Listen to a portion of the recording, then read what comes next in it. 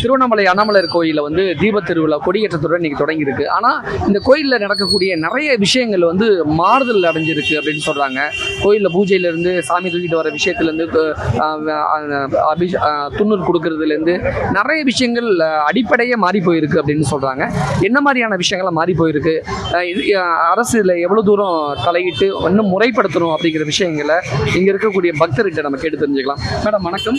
என்ன மாதிரியான விஷயங்கள் இங்கே மாறி போயிருக்கு, என்ன மாதிரியான விஷயங்கள்லாம் மாற்றங்கள் தேவை? இங்கே திருவண்ணாமலையை பொறுத்த வரைக்கும் உள்ளூர் பக்தர்கள் கொஞ்சம் பெரிய வருத்தத்தில் இருக்காங்க. ஒரே காரணம் என்ன அப்படின்னு சொன்னால், போய் அதாவது மற்ற கோவில்களோட திருவண்ணாமலை வந்து ரொம்ப பெரிய கோவில். ராஜகோபுரத்துலேருந்து நம்ம உள்ளே போகிறதுக்கே வந்து ஒரு நெடுந்தூர பயணம் இருக்கும். வெளியில் நிறைய சன்னதிகளும் இருக்குது, பார்த்துட்டு தான் போவாங்க. இப்போ வெளியே கூட்டம் அதிகமாக வருது. எனக்கு தெரிஞ்சு 2000க்கு அப்புறம் தமிழ்நாட்டு மக்கள் அதிகமாக வர ஆரம்பித்தாங்க. 2000க்கு அப்புறம் ஒரு 10-15 வருஷம் 20 வருஷம் கூட வச்சுக்கலாம், தமிழ்நாட்டு மக்கள் ரொம்ப அதிகமாக இருந்தாங்க. இப்போ கடந்த ஒரு 5 ஆண்டுகளாக வந்து நம்ம அண்டை மாநிலமான தெலுங்கு பேசுகிற மக்களும் இந்த பக்கம் கன்னட மொழி பேசுகிற மக்கள் அதிகமாக வராங்க. எல்லா உயிர்களும் இறைவன் அழைக்காமல் வர முடியாது. ஆனால் என்னென்னா, உள்ளூர் பக்தர்களுக்கு அவங்களுக்கு தரிசன நேரம் அவங்களுக்குன்னு கொடுக்க வேண்டிய சில பல முக்கியத்துவத்தை வந்து கொடுக்கணும்னு உள்ளூர் மக்கள் எதிர்பார்க்குறாங்க. இது எல்லா ஊர்லேயுமே எதிர்பார்க்குற விஷயந்தான். அந்த ஒரு விஷயத்தை வந்து இங்கே கொஞ்சம் கன்சிடர் பண்ணி செஞ்சு கொடுத்தா எல்லாரும் சந்தோஷப்படுவாங்க.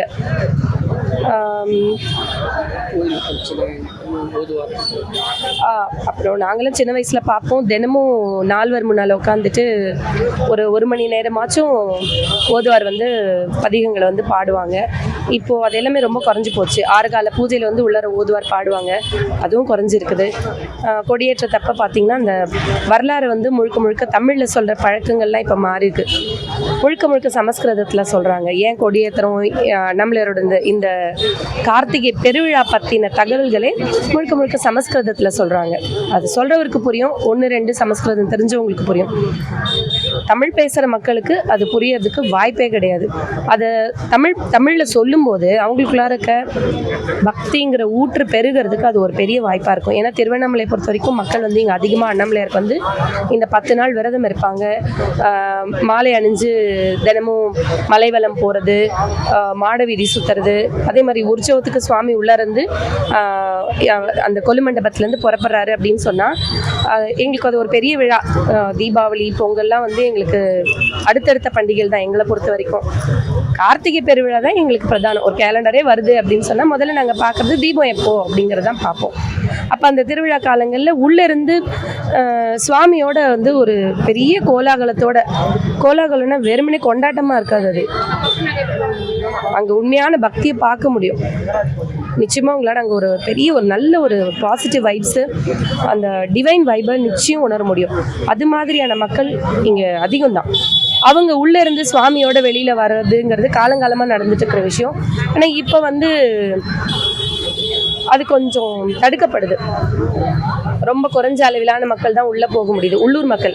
எனக்கு என்னென்னா, மற்ற காலங்களில் விட்டு கொடுக்குறாங்க, ஆனால் திருவிழா காலங்கள்யாச்சும் அண்ணாமலையார் வந்து எங்களுக்கு சொந்தங்கிறது நான் அப்படி கூட சொல்லக்கூடாது, அது தப்பு தான். இறைவன் எல்லாருக்கும் பொதுவானவர். ஆனால் அந்த உள்ளூர் மக்களோட உணர்வுகளுக்கு கொஞ்சம் மதிப்பளிக்கணுங்கிறது வந்து நான் திருவண்ணாமலையோட ஒட்டுமொத்த மக்களோட பிரதிபலிப்பாக நான் இங்கே சொல்ல விரும்புகிறேன். ஏன்னா எங்கே கேட்டாலும் இது ஒரு புலம்பலாகவே இருக்குது. நேற்று மட்டும் அடியார்கள் கிட்டத்தட்ட ஒரு 4-5 சிவனடியார்கள் வந்து அவங்க கண்ணிலேருந்து தாரையாக வருது. விநாயகர் உற்சவம் சுவாமி உள்ளேருந்து கிளம்பி வருவார், அவரோட வர முடியல அப்படின்னு சொல்லிட்டு அப்படியே கண்ணில் அவங்களுக்கு தாரையாக வருது. இது சாதாரணமாக துக்கத்தில் வர கண்ணீருக்கும் பக்தியில் வர கண்ணீருக்கும் நிறைய வித்தியாசம் இருக்குது.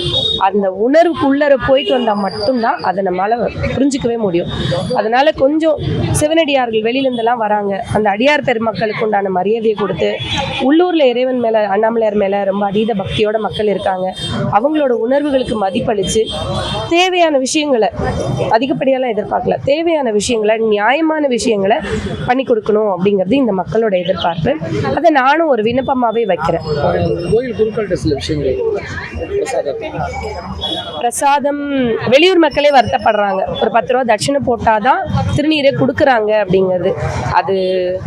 அது நான் ஒரு ஊருக்கான அவமானமாக தான் நான் நினைக்கிறேன். ஏன்னா சில ஆள் நான் வெளியில் நிறைய சிவாலயங்களுக்கு போயிருக்கோம். திருநீர் கொடுப்பாங்க, அப்புறம் பெண்களாக இருந்தால் அவங்களுக்கு பூ பிரசாதம் அதெல்லாம் கொடுப்பாங்க. அதுக்கப்புறம் அவங்க போடுறது தான் தட்சிணை. இங்கே டிமாண்ட் அதிகமாக இருக்குதுங்கிறது வெளியூர் பக்தர்களே சொல்கிறாங்க. அது வந்து நம்ம ஊரோட பேரை கெடுக்கிற மாதிரி இருக்குது. தட்சிணை மக்கள் விரும்பி போடுவாங்க. கண்டிப்பாக அதை தாண்டி அண்ணாமலையார் படி அளக்கிறதுன்னு நடக்குது. எல்லாருக்கும் நல்ல விதமாக தான் படி அளந்துட்டு இருக்கிறாரு. அந்த திருநீர் கொடுக்கும்போது அவங்களுக்கு ஒரு நல்ல வார்த்தை சொல்லி, குறைஞ்சபட்சம் உள்ளே வரவங்களுக்கு சிவாய நமன்னு சொல்லி ஒரு திருநீரை கொடுக்கலாம். அதை சொல்கிற அவங்களுக்கும் புண்ணியத்தை கொடுக்கும், கேட்குறவங்களுக்கும் ஒரு புண்ணியத்தை கொடுக்கும். வெளிமாநிலத்திலேருந்து வர பக்தர்களும் கொஞ்சம் ஒரு அமைதியை கடைப்பிடிச்சு ஒரு அகிம்சையோடு உள்ள சுவாமி கும்பிடணுங்கிறது ஒரு விண்ணப்பம்.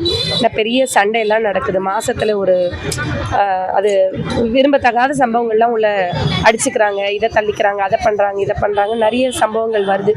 ஆனால் லட்சக்கணக்கான மக்கள் கூடுற இடத்துல இது சாதாரண விஷயம் தான், தவிர்க்க முடியாது. ஆனால் சில இடங்களில் வந்து அமைதி காக்கணும், ஒழுக்கத்தை கடைப்பிடிக்கணுங்கிற விஷயங்களை பண்ணணும். ரொம்ப அந்த கேமரா யூசேஜ் அதிகமாக இருக்குது. கையெடுத்து இறைவனை வணங்குறவங்களை விட கேமரா தூக்கி பதிவு பண்ணுறவங்களோட எண்ணிக்கை ரொம்ப அதிகமாகிடுச்சு. அப்புறம் ஆந்திரா யூடியூபர்ஸ் வந்து ஒரு விஜயநகர பேரரசு தான் வந்து திருவண்ணாமலையவே ரொம்ப எல்லா அந்த கோவிலை மொத்தமாக கட்டின மாதிரியெல்லாம் ஒரு தவறான தகவலை பரப்புகிறாங்க. அது மனசுக்கு ரொம்ப வேதனை கொடுக்குது. ஏன்னா இதை வந்து ஆதிசங்கரோட வரலாறில் பார்த்தீங்க அப்படின்னு சொன்னால் அவர் வந்து திருவண்ணாமலைக்கு வராரு, அருணை வனத்துக்கு அவர் வராரு. காடு வழியாக தான் அவர் பயணப்பட்டு வர்றதா அவரை பற்றின வரலாறு குறித்த புத்தகத்தில் நான் படிச்சிருக்கேன். அதுக்கப்புறம் நால்வர் பெருமக்கள் வந்தாங்க. அவங்க எல்லாமே இது காடு பயணமாக தான் வந்தாங்க. திருக்கோவிலூர்லேருந்து பயணம் பண்ணியிருக்காங்க, செஞ்சிலேருந்து பயணம் பண்ணியிருக்காங்க. ஸோ இது வந்து கிட்டத்தட்ட அரௌண்ட் ஒரு 20 கிலோமீட்டர்ஸ்க்கு வெறும் ஃபாரஸ்ட்டாக இருந்த ஊர் தான்.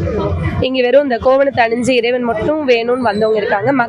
மன்னர்கள்லாம் கூட மணிமுடியை கழட்டி வச்சுட்டு செங்கோல் இல்லாமல் வெறும் காலோட தான் வந்து இந்த அண்ணாமலையை வலம் வந்தாங்கன்ற வரலாறுலாம் இந்த பூமிக்கு உண்டு. விஜயநகர சாம்ராஜ்யம் வந்தாங்க. திருவண்ணாமலைக்கு வந்து சிறப்பான நிறைய வரலாறுலாம் இருக்குது. இது வந்து யுக யுகமாக இருக்கிற மலை.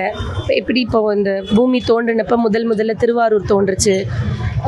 தில்லையில் வந்து சுவாமி முதல்ல ஆனந்த நடனம் ஆடினார். இது மாதிரி ஒவ்வொரு தலத்துக்கும் நம்ம நினச்சி பார்க்க முடியாத உணர்வு பூர்வமான வரலாறு இருக்குது. கதை வேறு, வரலாறு வேறு. இதை டிஸ்டிங்விஷ் பண்ணி பார்க்கணும். நம்ம இப்போ வெறுமனே முருகரை போய் கும்பிட்றோன்னா உடனே பச்சை கலரை போட்டுக்கணும், 11 நாள் விரதம் இருக்கணும். சமஸ்கிருதத்துக்கு நான் எதிர்னு சொல்ல முடியல, எதிர்னு கிடையாது. ஆனால் அழகு தமிழில் இறைவன் விரும்பி கேட்டார். சுந்தரமூர்த்தி சுவாமியை பாட சொல்லி கேட்டார், ஞானசம்பந்த பெருமானை பாட சொல்லி கேட்டார்.